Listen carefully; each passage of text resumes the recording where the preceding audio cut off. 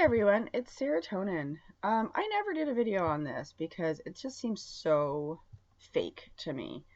Um, and I don't know what to say about this, but I will do a little thing on this. Okay, so a while back, two teenage boys, these two guys, were picked up.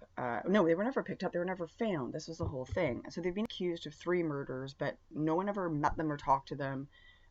Everything, it just seemed really kind of fake, to be totally honest with you. Um, Nobody interviewed them, nobody spoke to them. They only ever got an interview with one child's father. The other boy, who seemingly didn't have a totally crazy life, seemed to be kind of almost like a prop. Like there was no parent concerned about him. Nobody said anything about him. Nobody talked about him. It was all about this one boy here and his dad, who he was estranged from his whole life, was the one who was giving all the interviews, and all the interviews were basically like shock factor. Um, and yeah, so they were accused of murdering these two people, even though they had no evidence. They hadn't spoken to them. They had no DNA. There's nothing to sort of attach them to these two people, as far as I remember. And then there was another older man that they apparently killed. Now, apparently, they've now got all kinds of footage where they're saying that they're responsible. Now, how many months later, how many weeks later did this happen? And what's really interesting is they've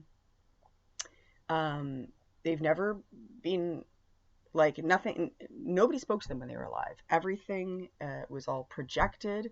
It was all done in sort of different, like they were running through different provinces. And at one point I remember them saying like, oh, well, these guys are, they're out in the Canadian wild. They could be out there for weeks.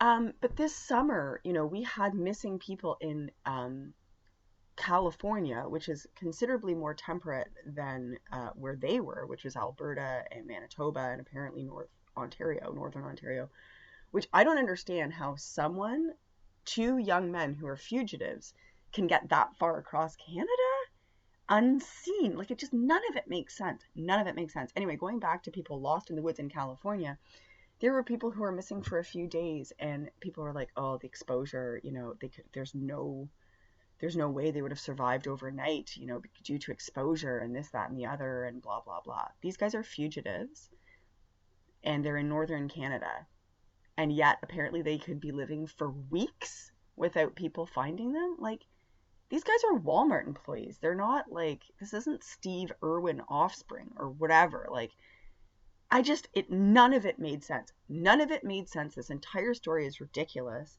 And now apparently they have an audio clip that proves that they killed these people. These guys.